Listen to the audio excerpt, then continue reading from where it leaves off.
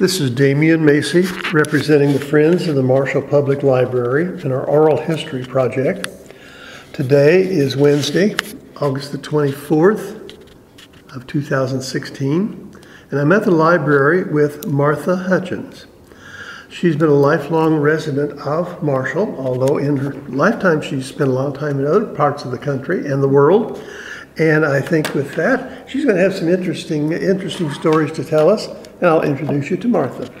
Martha, you're on. Okay, thank you. Now, when and where were you? You can just kind of start with your family and where you were born. I was born to Claude, and his nickname was Slim, and Esther Sanders Moorcraft. Mother and Daddy had 9 children, but Mother had one prior to that. So there was 10 children in our family. And my oldest brother, Don, is deceased, and the twins are deceased. Alice is deceased. Fred is still living. Bob is deceased. I'm living. Bud is living, and Shug is deceased, and Bill's still living. So there's 3 boys and myself now in the family. And Mother told me that I was born out by the Rock Crusher Road. It was a house that, shoot, I forgot his name. Will Hoyt's lived in out there. She's in the nursing home out here, and he's deceased. If I can think of the name, I'll give it to you. But it was like a cabin or something. And Mother said I was born there a few years ago. I've lived in Marshall most of my life, except for about 20 years. And Wilbur was in the Air Force at that time, and we traveled around with him. We can go back, Martha, a little bit to your growing up. You were kind of out in the country at that time. Well, with a large family, yeah, I guess. Did you have some hobbies and things? We did have a large family. Seemed like Daddy was always out of work in the winter time. He was a lime hauler, and us kids just loved for him to be off work, because my dad was a prankster, and he was always pulling tricks on us. And one time, Shug was probably about 12, and he loved his popcorn. And Daddy was sitting there, and we had a TV, and Mother always baked popcorn in a great big dish pan. And Shug would sit there and just eat popcorn like this. He wouldn't look. He was anxious for a TV, and he loved popcorn. And Daddy went out in the kitchen and got a pan of real cold water and put it there. And Shug had a shock, but we all laughed about it because it was Shug. And when Bob was still at home, we used to play in the snow a lot. We built forts and threw snowballs back and forth. Mother and Daddy had chickens and cows and pigs, and Daddy was pretty particular about that. Mom, they didn't like for us kids messing or feeding them or anything. The baby chicks was okay, but nothing else.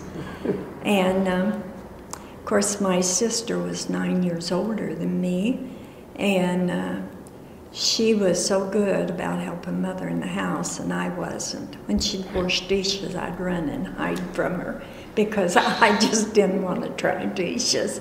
But Alice was such a good sister to me, just very good. And there was 9 years difference in her age. Did you have some chores around the house that you were expected No, not really. to do? Mother was the type of person, she never said, "You kids get ready and go to bed." She said we always got up and went to bed. So we were supposed to help set the table and do dishes and, help Mother out some in the house, but we didn't have assigned chores to us. How about her cooking? Was she a good cook? Oh, I'll bet. excellent cook. Excellent cook. She liked her kids to be home every Sunday. And we were, and she always had fried chickens because she always had her own chickens. Mm-hmm. And Mother could make the best fried chickens. And Fred and Charlotte used to come in and fight over who was going to get the liver and the gizzard because none of us liked them, and they did. But Mother was a very good cook. In the summertime, we always had 2 great big gardens, and Mother usually canned over 1,000 jars of vegetables and fruit and stuff, you know, and then they'd have potatoes, and we'd dig the potatoes up and stuff like that. And she would can all that, and then when Daddy was laid off in the winter time, we still could eat good. So you were pretty well self-sufficient with the garden and all. Mm-hmm. Did you come into town and do some shopping? Oh yeah, Mother and Daddy used to come in town on Saturday night, you know, and always got their groceries, and of course sat on the courthouse square and talked to everybody. And us kids got to run around, walk around the square all the time, which I don't know why that was so exciting, but it was for us, looking for boys, I think. And Daddy used to go to a locker, I can't remember, Hall's Locker, I think it used to be down on 5th Street here. There was a Spots locker down there. Was it Spots? Spots had a... They were related to the Hall, so. I believe. They had a little grocery store with the locker. And they made bologna and stuff, and Daddy loved that. And so a lot of times he'd go down and get a ring of bologna and go home and have bologna and cheese. And we came from a poor family. I mean, I'm not ashamed of it, but we didn't have much. And other than what Mother canned, and Daddy would try to butcher beef or pork, you know, for winter. But we didn't have a new bicycle. We had to share a bicycle, you know, with the boys. And but we were always happy. I always thought we had a good life. I didn't. What did you do as a kind of a pastime? Pastime? Play with the boys. I played football very well. I played baseball very well, and basketball was all right, but I could play it, but I didn't care for it. But the other 2 sports I did, and I remember once that Judy McConkie told me, you know, the North School played against the South School, and of course the 6th grade I went to South School and had Mr. Arney as my teacher. And she said, well, I just hated to come down there because said we always knew you guys was going to win because you're such a good player. And I said, she waited till I was about 70 years old before she ever told me that. But I was a good baseball player. I always said if I hadn't got married, I'd like to be on a team. Yeah, I could play second or shortstop real well. Could hit well. Coming up through those early years at home, where was your first grade school? Did you? I went to the North Side School for 5 years. Mrs. Venus was my first grade teacher. She was my first grade teacher and also. Mrs. Mrs. Connerton was the second. Third was Mrs. Klein. Fourth was Mrs. Huffington. Those are the same teachers that I had. The fifth? I moved to Martinsville, so I'm not sure about beyond that. It was Mrs. Irwin. Yes, she's who I had. And then 6th grade, I went to South School. Mr. Marks was my teacher down there.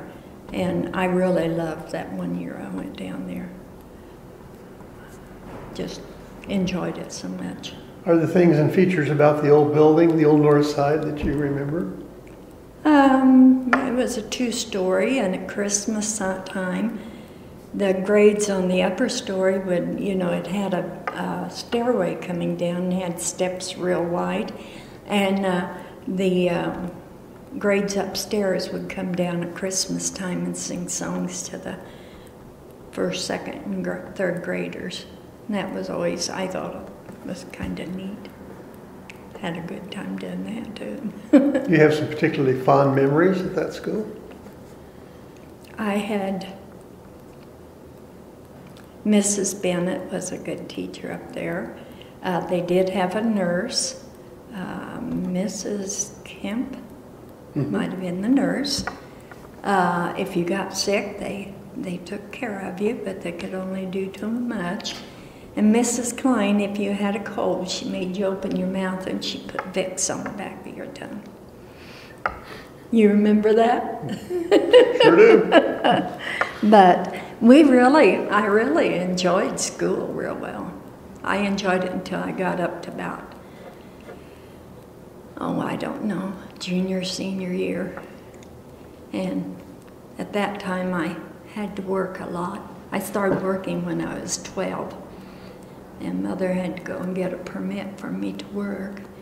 And so a lot of my time I had to work instead of having fun, but I don't feel like I missed out on too much. So you went 4 years to the 5 to the north, and then you went 1 year to south, in junior high and high school. Do you remember things physically about the school?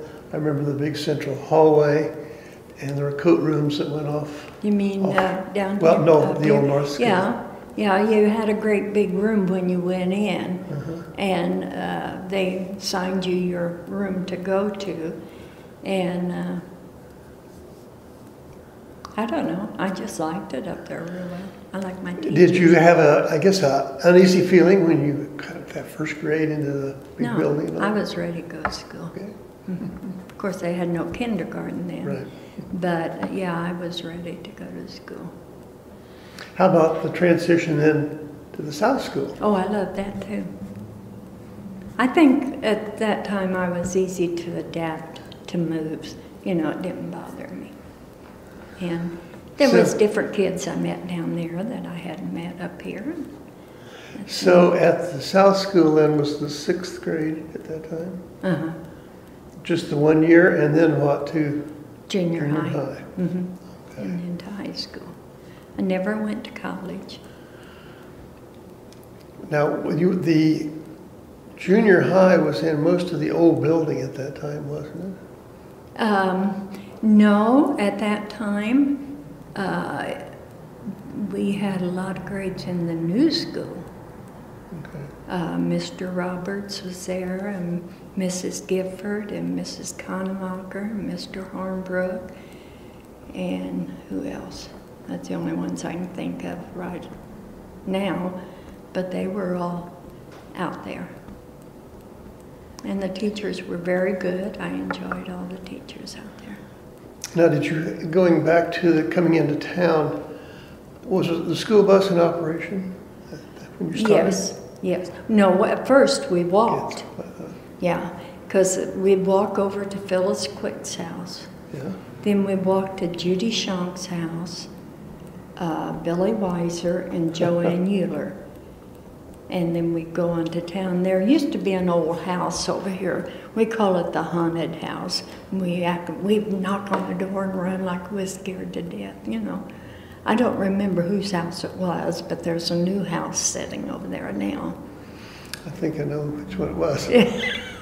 Yeah, and that was fun. I mean, you know, you were kids and we never had much, so we had to make up stories. And now that school ground, both north and south, really didn't have much in the way of playground equipment either. There were some swings and a teeter-totter, maybe a monkey bar type thing, because I used to get on that. I could do that real well.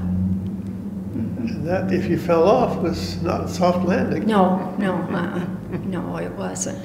But at that time, we played the classes, played ball together, soccer, or games together. We were out on the field like the grade we were in. You know, you all played together a lot of times, and once in a while, you could just play separately.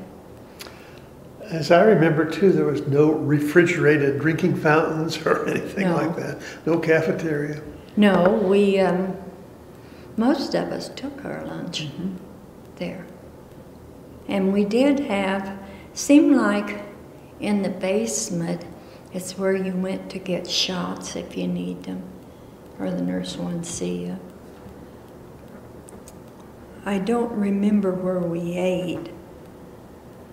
It probably was in the basement, I imagine. I think it was in the classroom. Was it? Yeah. I just don't remember. Did Mother fix you up a lunch to take with you? Oh, yeah. She fixed us good food, and at time I thought, you know, she'd get up in the mornings, and of course we couldn't afford lunch meat and stuff like that.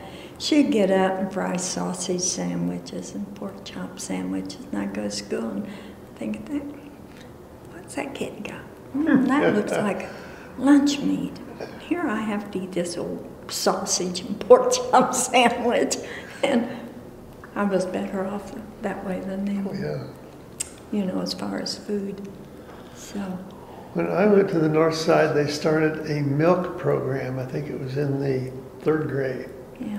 When I was in the 3rd grade.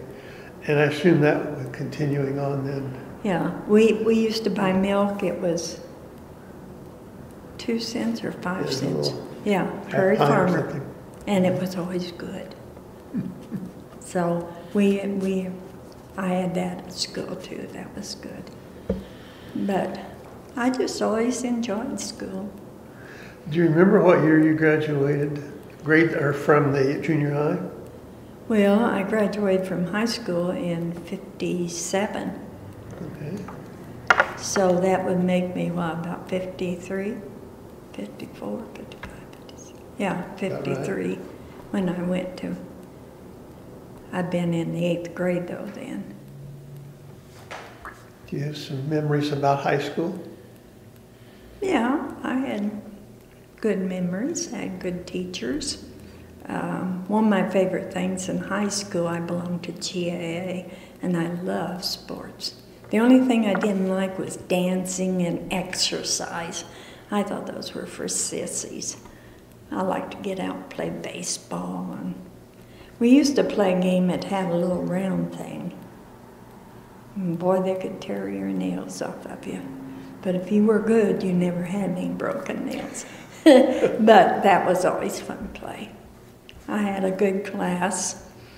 A lot of them thought they were a lot better than other kids in the class, you know. Well, you know that when you go to school, you know, you're either come from a family that can afford to send you to school, where Mother and Daddy had, 6 of us in school once, and they had to make payments on our books because they never had the money to, you know, pay for one of us. That's a lot to provide for. Yeah, it is. And the paper and pencils and stuff.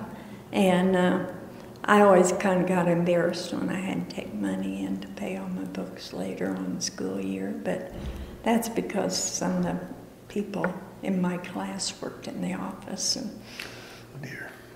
Oh dear. Yeah, it's kind of embarrassing. Did you have a favorite subject in high school? Oh, I like math real well. I liked Spanish real well. Those were and English. Mrs. Kanemacher had English. And she had a funny way of doing English, but it was a lot of fun. She just made the class so much fun. Mm-hmm. And I did like GAA real well. I was in music, but music's not my top priority. Did you play any instrument in the band? Just a flutophone was all. When I was in, that would have been 6th grade probably, flutophone. That was all I ever played. And then I played it because I had to, not because I wanted to. I'd rather have a baseball and throw on a baseball or something. Yeah. To turn that around, did you have a subject that you really didn't like too well? Biology I didn't care for, but I made A's in it. But that's not my thing either. Just didn't strike your fancy, huh? I do the assignments and all, and go out and find the leaves and all that, you know. But Mr. Filofsky was a good teacher, an excellent teacher. But I just didn't. It just wasn't my thing, you know. And cutting up a frog, that wasn't anything I cared about. And I guess in high school, that's probably about. I met Wilbur when I was in my junior year. And senior year, when I was a senior, he worked up in Chicago area. How or where did you happen to meet him? Not going to school here? I saw him over here, and I kind of liked him, and he had a girlfriend over here that I thought, well, I'll see if I can take him away. It worked, huh? Yeah. We've been married now, what, 58 years? Be 59 next Great. March. That's wonderful. So, yeah, he used to have his dad's old pickup truck and would drive over here to Marshall. And I think he went to school out at Marshall one day. You know, it used to be years ago, if you had a day out of school, you could go to another school and visit that school. And he came out here. And I just liked him when I saw him. And we're nothing alike. Things that, you know, I like sports. He'll watch football once in a while. He'd rather watch an old Western. But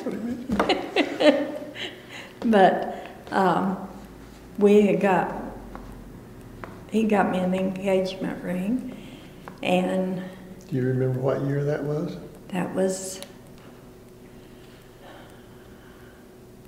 I believe, 56, I believe it was, after when he graduated from school. He got me an engagement ring. So I was engaged for quite a long time. And then we didn't get married until March, after I got out of school in May. I worked a couple jobs. Oh, I also want to tell you, I was talking to Dr. Turner one day, and I told him, I said, I used to type for one of the authors, or one of his guys out there. Oh, yeah. He said, I don't remember reading about that. And I said, well, I guess I never did tell. I don't remember the guy's name. He was a black man. I was treated so respectful out there. And when I went in, he said, Martha, I don't care how fast you type. You have to be accurate. So if you don't want to type your 100 words a minute or 80 words a minute, he says slow down and just go slower so you don't make any mistakes. Let's see, that would have been before the days of the self-correcting typewriter too, wouldn't it? Yeah, yeah. So, you know, I liked working out there. And I just don't remember the man's name, but he was very nice. So you went actually out to the colony then and did the typing out there? Okay. It seemed like they had a little pool in there.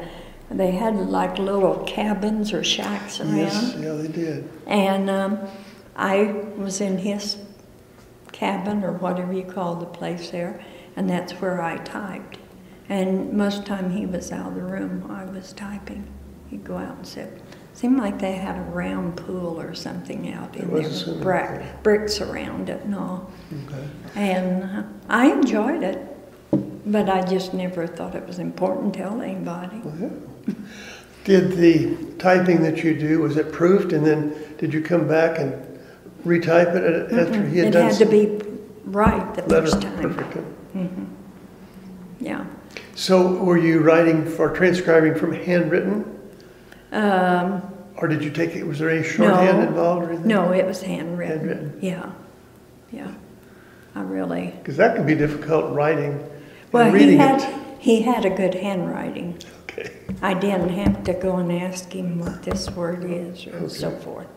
But he always stayed outside while I was typing. Because that could be a challenge to decipher someone's writing. Yeah, yeah.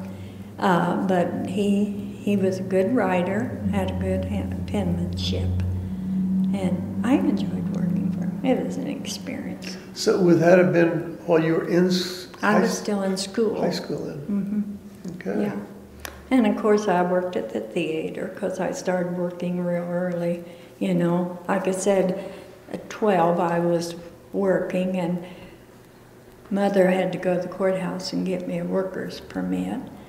And I worked at the theater, and I worked at the restaurant, Mecca. Mecca Cafe? Yeah, I worked in there, and I worked down for Nell and Bill Bosinger. I had a friend from Florida that needed somebody to stay with her, and I went up and babysat with her. And that was probably about all my jobs. I remember going to the old Strand Theater, and especially on weekends, and they'd have the cereal and the westerns and all. Yeah. Did you work at the ticket counter or in I worked both. concession stand? I worked at the concession stand, and it seemed like popcorn was a nickel a box. And I think the candy bars, the chocolate, were all 10 cents a piece. And I worked there, and then the Mrs. Sharp, Patty Treffsant, was the one that sold tickets. And if she had to go to the bathroom or anything, you know, I'd cover for her, and she would me too. So we became real good friends. Do you recall what the ticket price was to get in there I for think children? it was 10 cents. It was 9 or 10 cents, Yeah, I remember. because Alice used to work down here for Planks. Remember where that was? It's where Hornbrook's had a store. I remember Planks, but I can't remember exactly where it was. Well, you remember, across from Garwood's house, east of Garwood's house. Okay. And she used to work there, and she got paid at noon. And she always told us kids, there was me and Bud and Shug, and Bill, I think, stayed home. There was 3 of us. Said, you kids be over here, and when I get paid, I'll give you money for the theater and a box of popcorn. But that's the way she was. She has always thought of us more than she thought of herself, you know, because she didn't make much money there, you know. Not back in, what, about 47 maybe? Something like that. So. Yeah, the Strand Theater was kind of a fixture, and I hated to see it go up in flames, and I thought maybe they might rebuild, but... I did too. I was hoping they would. Because our kids needs things to do, and of course maybe the movies they have now we may not like. I think so. So, but I enjoyed working there. You mentioned some of the local businesses, the Mecca Cafe and all. What are some of your early memories about Marshall and where things were? Well, I always thought it was a calm town. There was a store, let's see, a Bosinger woman owned it down where the E&L used to be. And I was telling my granddaughter, I said, well, I needed a winter coat. And I said, mine would last maybe a month or 6 weeks yet, but I need a winter coat. And I said, I went over to Bosinger's and I found one, I think it was $14. And I put it on layaway and paid 50 cents a week on it. She laughed at me and said, no, Grandma, you didn't do that, did you? And I said, yeah. I said, I didn't have the money to go in and pay $14 for something because I was having to pay my way through school, helping Mom and Dad put me through school. So I said, no, I didn't. I couldn't do that. It was in this building here was a Wilfon's clothing store too. This is when Wilfon's was here. My mom used to come up here and shop, and she knew Millie real well. And when I was pregnant and had Terry, her and Millie sent me some clothes from here, new clothes. I thought that was sweet of her to do that. For a clothing store, and then there was Grabenheimer's across the street that way, and Hedges, and also there were really several places, options for buying. Well, now we went to Hedges to buy Daddy's shoes because his size 12 shoe. And you couldn't get them at Grabenheimer's. They were more dressy up here. Where down there at Hedges, it was for the workman. And Daddy used to buy his shoes there. And when I was younger, if Daddy needed overhauls. You remember the Smith store over at Terre Haute? Sure do. Well, the bus let you out on the east side of Terre Haute, and I'd have to walk clear to the west side to buy Daddy's overhauls for him, because they just didn't have them. Dad was 6'4". Didn't have length, enough length to him. So he used to send me over there now and then. And I felt safe on the bus. I went to Texas once by myself, and I was just a young girl. It was after Bob and Lou had Robbie, and I asked Mom, I said, Mom, I've got some money saved up. Could I go down and see Bob and Lou and the baby? Well, I said, let me think about it. So she said, yeah. I said, you can go down if you've got the money. And I said, yeah, I do. So I caught the bus here at the Mecca and went to St. Louis and caught the bus over there. Mama told me, she said, now when you get to St. Louis, don't talk to anybody, because there's some bad people over there. So I said, no, I wouldn't talk to anybody. Do you recall, was it a Greyhound or a Trailways? Greyhound, I believe. And then, Shug worked for Trailways when he was down in Missouri. So we've all worked. The boys used to pick strawberries, and I used to do that too. So Mother could fix strawberry jam, which we all loved, and anything where we could go out and pick, or, we always did it. Helped in the garden. And do you remember going to Terre Haute by bus? Mm-hmm.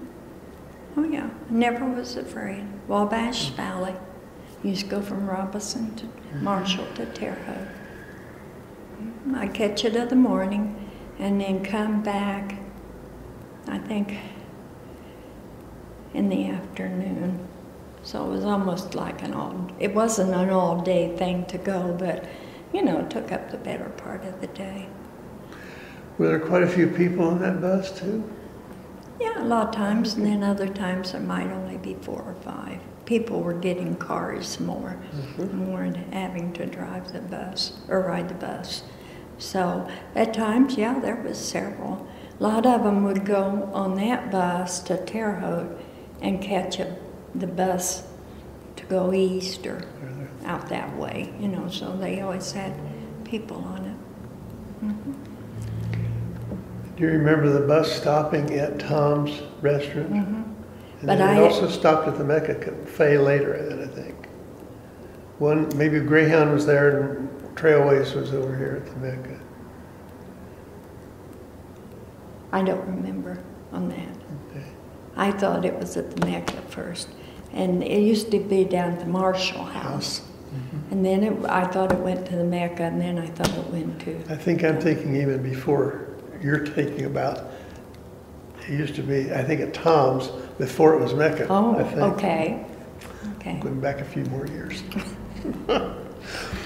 But people, I guess that was their primary way to get from one part of the country to the other. Mm-hmm. Or once in a while by train. There were still some trains operating at one time. Mm-hmm. Well, we couldn't afford a train to go pricey. place. But when the depot was working out here at the railroad, we had friends from Ridge Farm that used to ride the train down, and Daddy would go over in the semi-truck or the lime truck and pick them up. Then stay at our house for the weekend. And then when it was time for him, he'd take them back there and catch the train and go.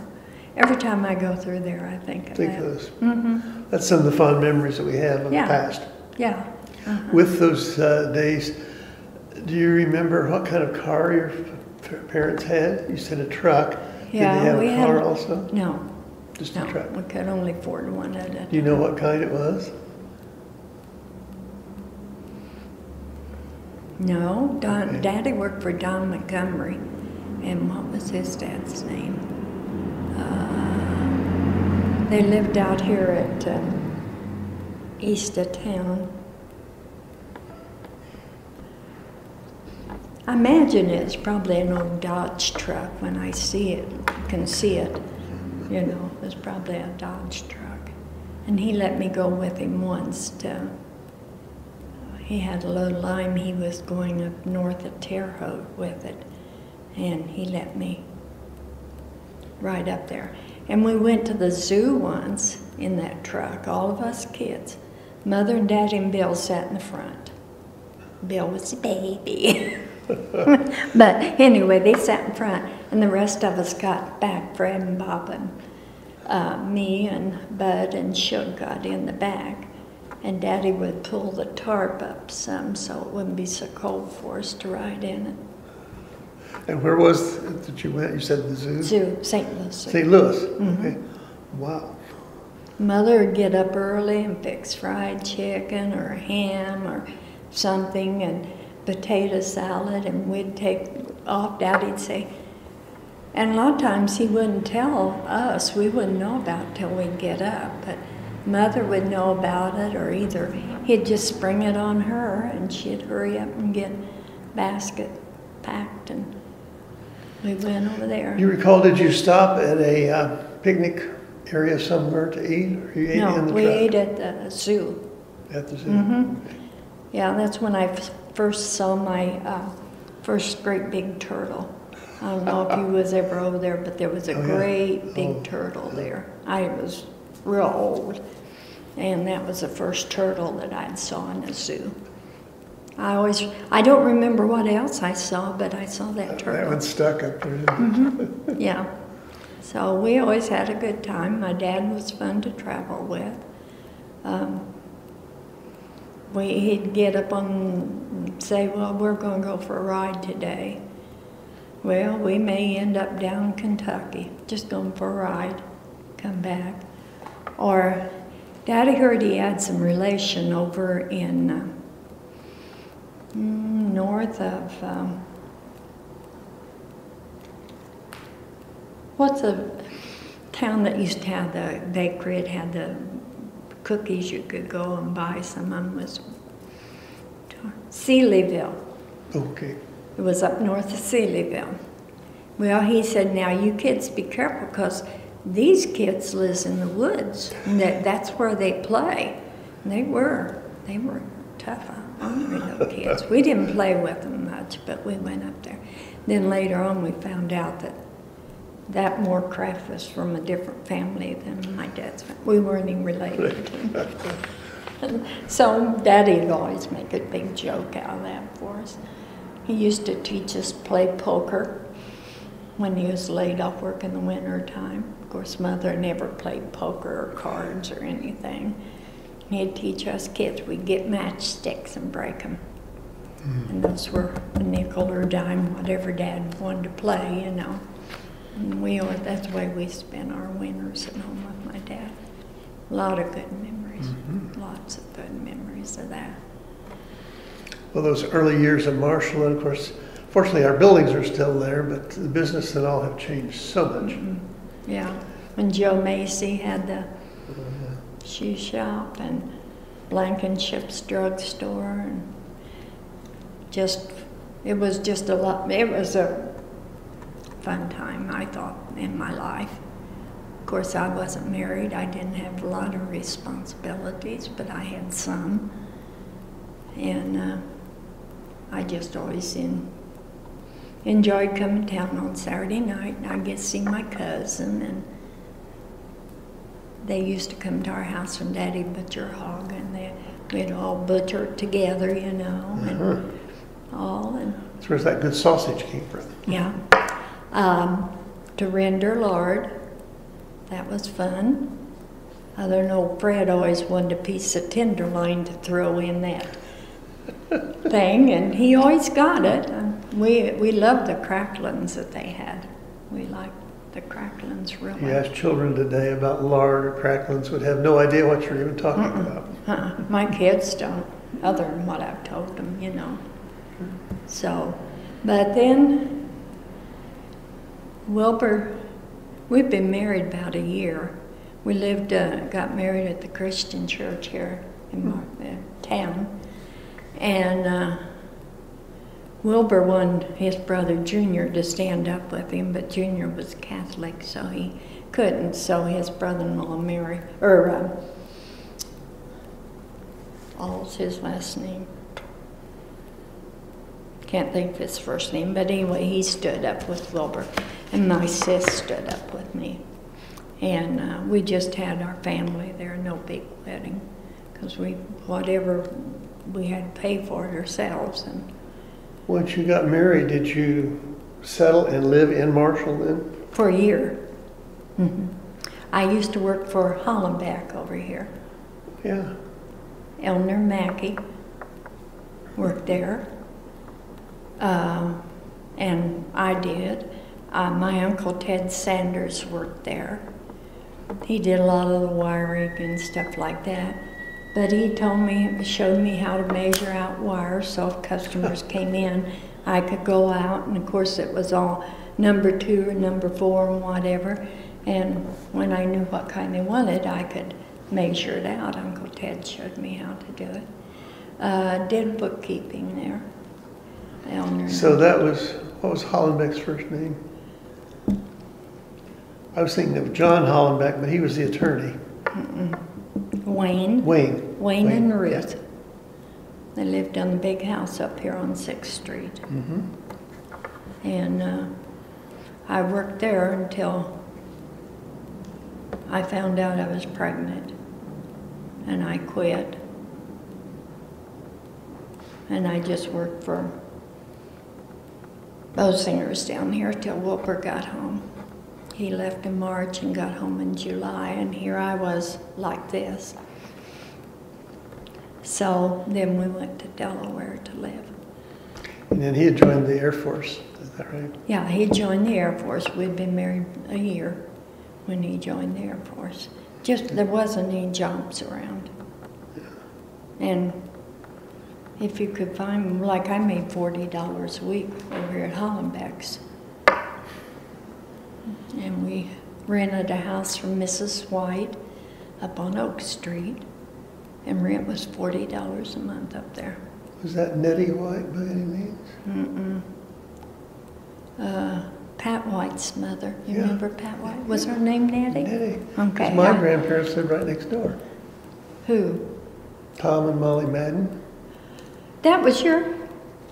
Okay, yeah, they were. Yeah, they had a daughter. Mm-hmm. Mariana. Marianne, yes. They were very nice. She was unmarried and very short. Yeah. Curvature in her back. Very nice to us. We enjoyed it up there. I never realized that you lived in that house. Yeah. I think it was 902 Oak. That'd been right, I think, yeah. Where we lived. It was an old brown sided house, you know, that old ugly brown siding. But we lived there a year. And then when Wilbur joined the Air Force, I went home living with my folks. And stayed there until Wilbur came home. And then we packed up our old car and headed out. Been a good life ever since. It was a good life when I was younger, but...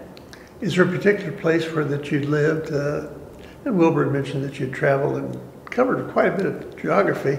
Was there a particular favorite place that you had? That, you mean as where military? you lived, interim, when in the Army, or military, Air Force?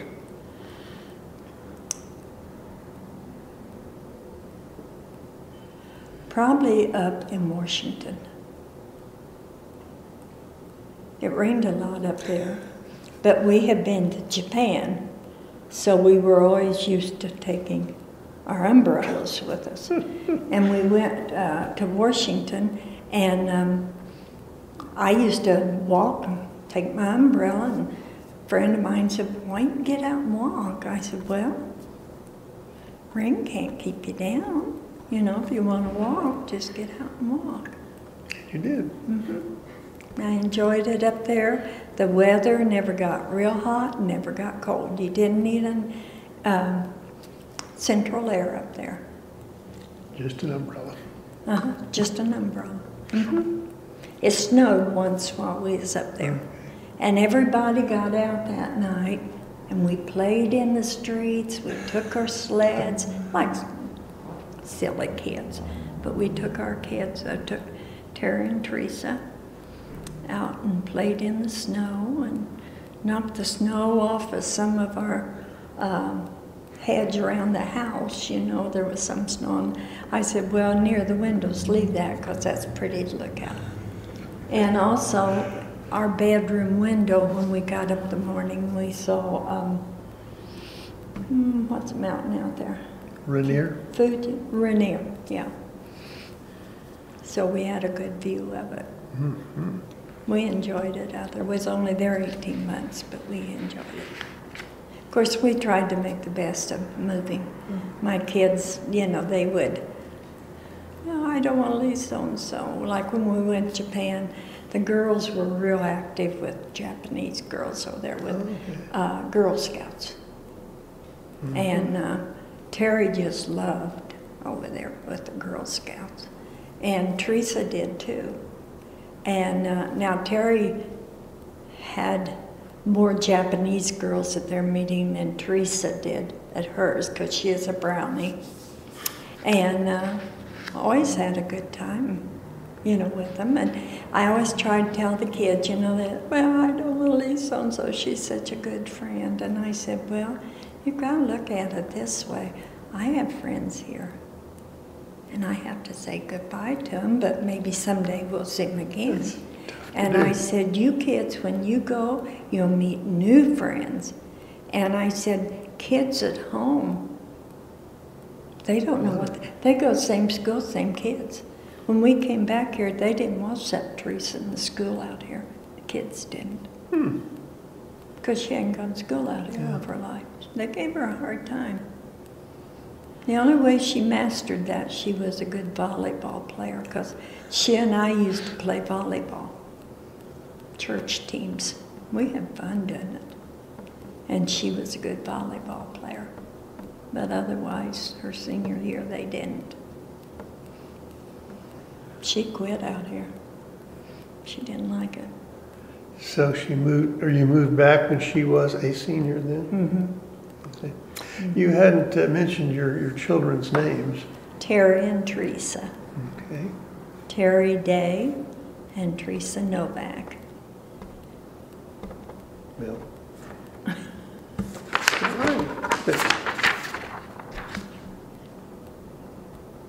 Terry is our oldest daughter, and Teresa, we adopted her when we lived in Kansas. Of course, they're both in their 50s right now. How time flies. I'm so young and they're getting so. Where do they live? They both live here in town. Okay. Terry, we got a house for her where Charlie Pruitt lives. You know where Tom Norton is? The house next to Tom Norton there. She lives in that house. And Teresa is Terry has always lived in St. Louis. Teresa lived in Montana. And she came home, and they live in Jerry Forsythe's apartments out here east of town, her and her son. They just came home till we die. I know what they came home for. Tell me, they have a long life to live here. Well, you know, I'm getting up in the years now, so I don't like to, you're a year older than me, I think. You and Wilbur's same age, aren't you? Yeah. Mm-hmm. Yeah, he's 78 and I'm 77. So I'll be 78 in a few weeks. So. Oh, Wilbur's already 78 in March. Okay. Yeah, so we traveled a lot. He probably told you about our military life because that was his love, you know. And it was us kids, me and the girls. You know, we made the best of it. It wasn't always, when you move, like when Wilbur went to Japan, we had to have stuff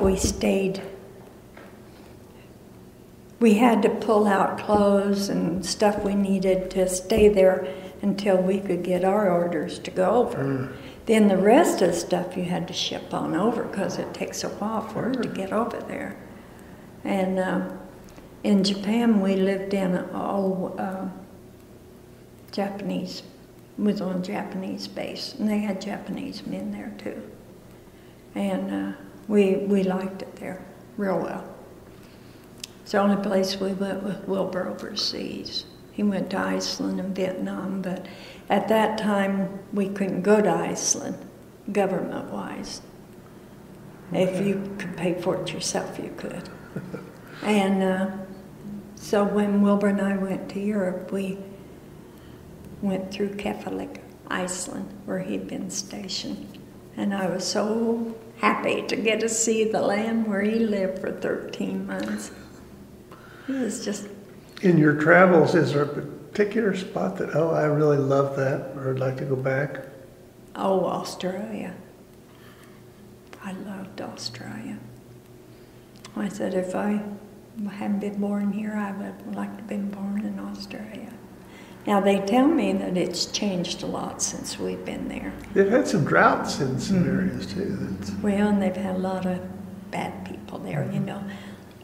They told us the way Australia started,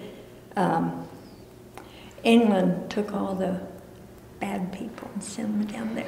Okay. But, you know, it's beautiful to go there. Yeah, it is. The opera there, we got to go, and they were practicing while we was there. So we felt really privileged. The Opera House is a weird-looking building. Yes, it is, but it's beautiful inside. Acoustics are just great. And everything we did over there, we enjoyed. What year did you move back to Marshall? In 82, I believe.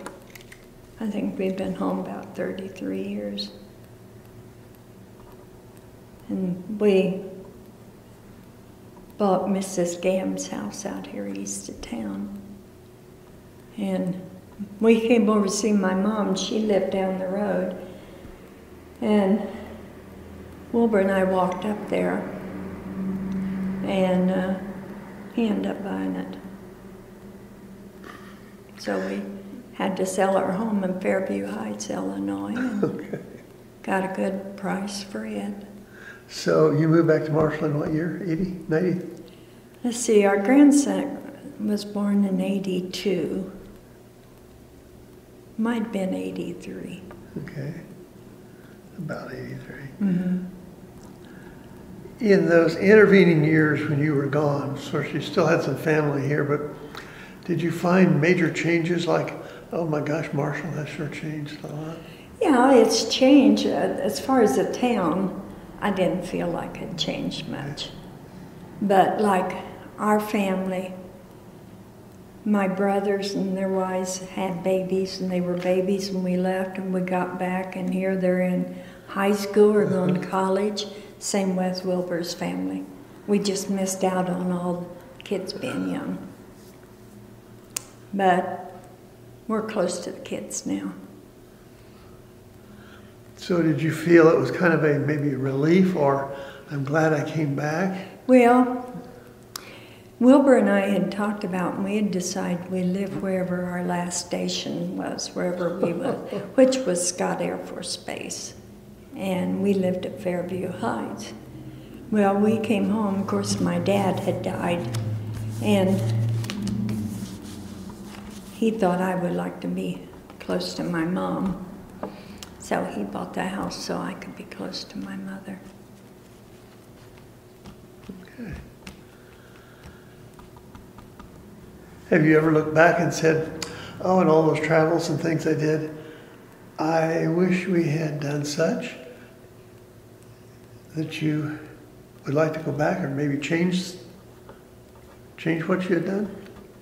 Oh no, Okay. I enjoyed all that. I mean, sometimes it was rough, at times it's like the service, sometimes it's rough getting to move because you have a car you have to get rid of and this and that and the other, you know.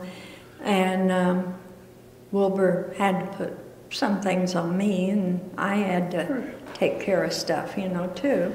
And sometimes it was hard that way, but it always came out to the best of us. Well, somewhere there, I guess after you moved back, you went to work for a while? Yeah, I went to work at Penny's. And? I retired in Terre Haute. I retired over there. Of course, I worked at Fairview Heights in Penny's, too. Oh, okay. And I told them I didn't. They asked me where the closest penny store, wanted to know if there was one in Marshall. I said no. I said the closest one's Terre Haute. Well, how many miles? And I said, well, about 16. Well, I told them I wasn't interested in transferring over. But when I got moved over here, they called me up and wanted to know if I wanted to work for them.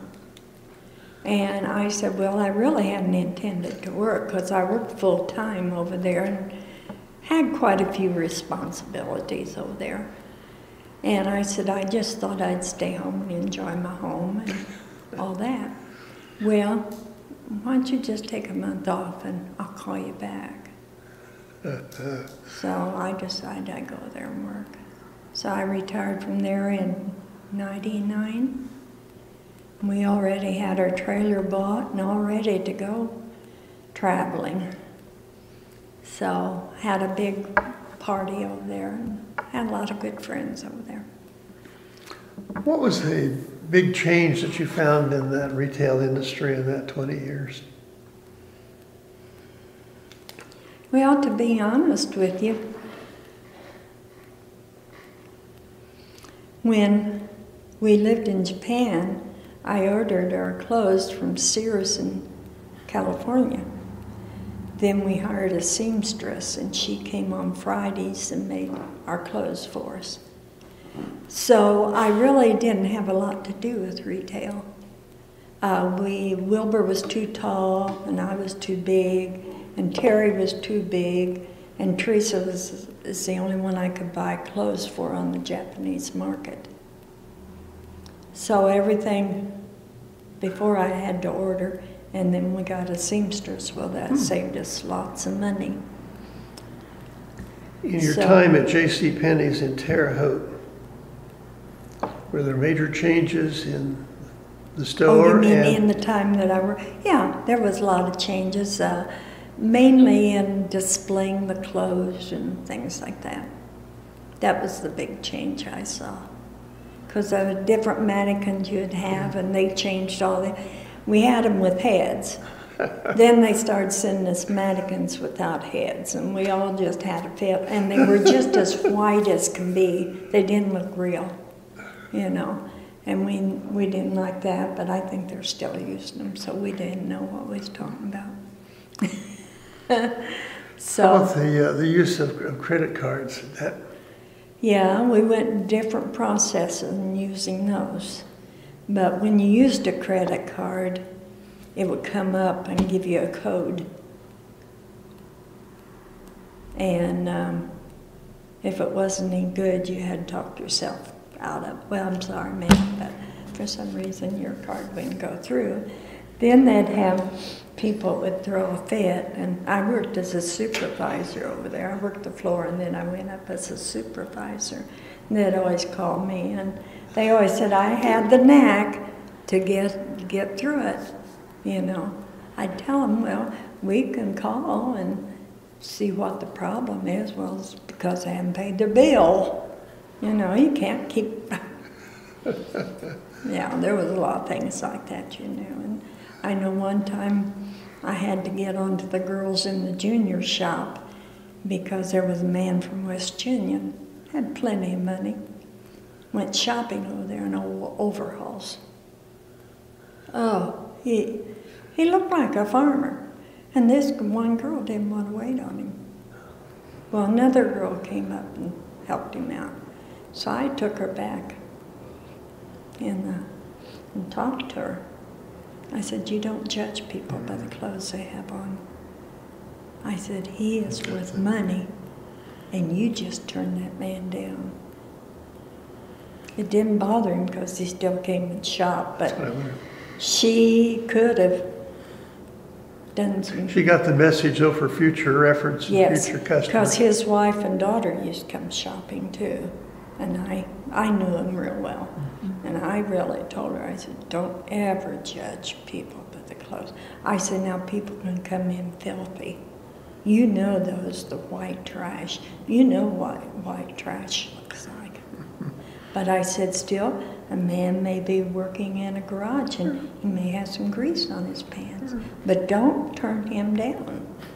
you don't know what you're missing, you know. So I never had that problem again.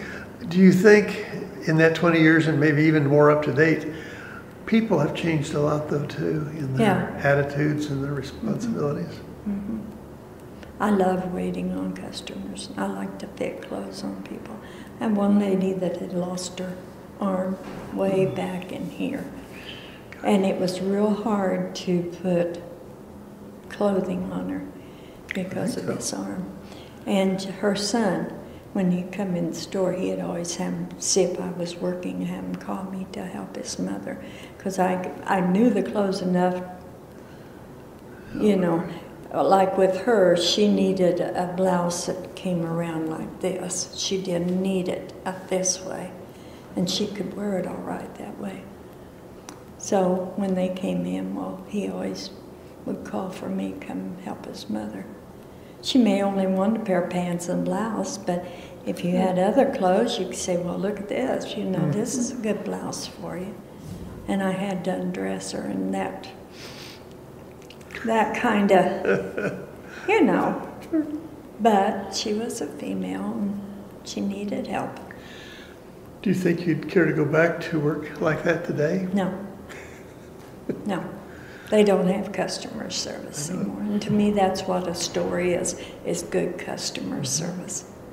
It's like going out here at Walmart. If you can't find anything, you can't find anybody to ask. And I hate it. I don't like service that way. I'm old-fashioned too, but I'm with you. What you might say would be maybe a big world event that really maybe changed your thinking or made a big impact on you? A world event.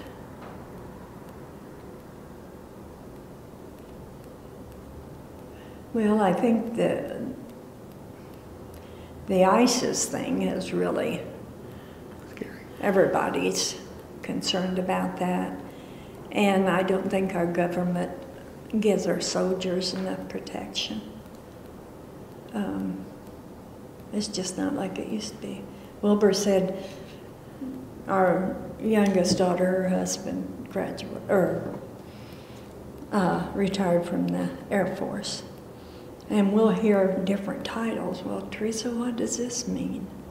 You know, even the ranks, what they call the different ranks. Like those have changed?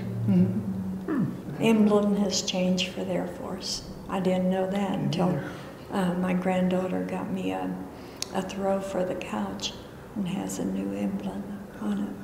Didn't know that. So we'd be lost if we went to the service now. I wish we were young enough to go back. I loved it. Where would you live if you were not living in Marshall? Probably at Fairview Heights. We had a nice home over there. Wilbur had just done about $10,000 worth of work on my kitchen over there. Beautiful. He did a wonderful job on it. We'd probably stay there, but when we've gone down through there, that has gone down a lot. Yeah. With the changes here and all, is there something about Marshall, if you were traveling, and you've traveled a lot, and someone said, Marshall, where is that? What would you tell them about Marshall and why it might be an interesting place to visit? Well, right now, I would tell them about our band concerts we have. I would tell them about all the murals they've put up. Because I went to Steubenville, Ohio, and it has murals all over the town, and I love every minute of looking at them. I'd tell them about that, and I'd let them know that we're really a farm community, a lot of beans and corn. And most of the farmers has lots of land that they work because they have to have a lot to make a profit, a lot of them. And tell them people's friendly here. Kids People take a nice pride in their community. Kids are pretty safe here. We've all got so many modern electrical and things, new inventions around us. Is there something that you could say, gosh, I just couldn't live without that? Well, the library is one thing I like. That's my favorite place in town.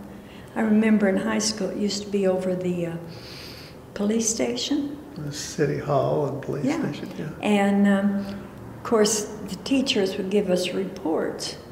Well, if you were the last one in class, everybody else had the books out of the library there. And I would have to go down here. And the folks didn't have the money to buy me a thing so I could take the books home.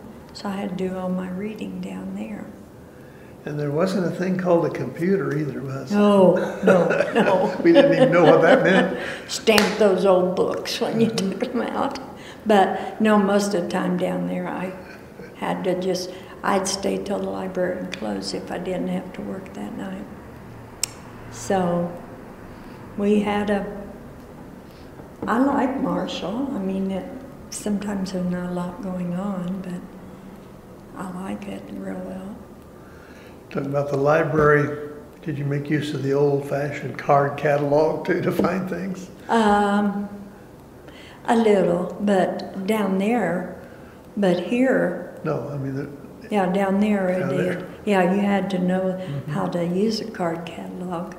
And, but here it's so different. I belong to the Friends of the Library, but I don't go to the meetings, but I feel like. Bet you do. What money, a little bit of money they charge you, or the dues is, it's not much, but it helps out maybe some. But I think the people that comes to the meeting does good jobs. They really do a lot for this town.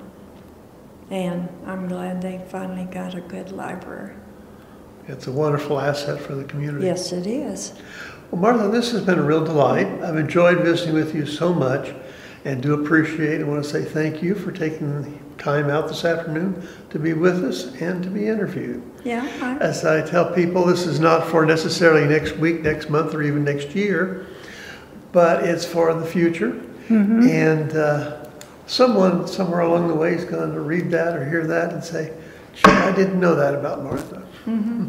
Well, the only thing that I know of, like my classmates here in town, of course, knew we were out of town for 20 years. And I come back to town and they've changed a lot. You know, a lot of them has changed too much. But we have a classmate coming in Friday, and there's about 20 of us, I think, going to lunch to see her. Wonderful. Usually somebody comes in town and they don't get home very often. So it's not an official reunion then? No, just a gathering? That's next year. Okay. Wilbur had his this year, and ours will be next year. And we have a good number of people, and they're from all over the U.S. that comes to them. Our little class, as you know, we've lost so many. Yeah. You guys are, of course, there was, about 80 in our class that graduated from Marshall. A bit larger than ours. And we've lost a lot, but we still have a lot living. You're fortunate. This will be our 60th next year. Your 60th. God. You know, and I've said this to people, when you were in high school, or especially grade school, and you had a teacher who was maybe 35, 40, or 45, they were ancient. Yeah. My goodness. It's all relative, isn't it? Yeah, they were, because, of course, our grandmas were old people. Oh, sure. And that's the same image you had, especially if it had any white hair or lack of hair. Well, thanks again, Martha. It's been a real pleasure.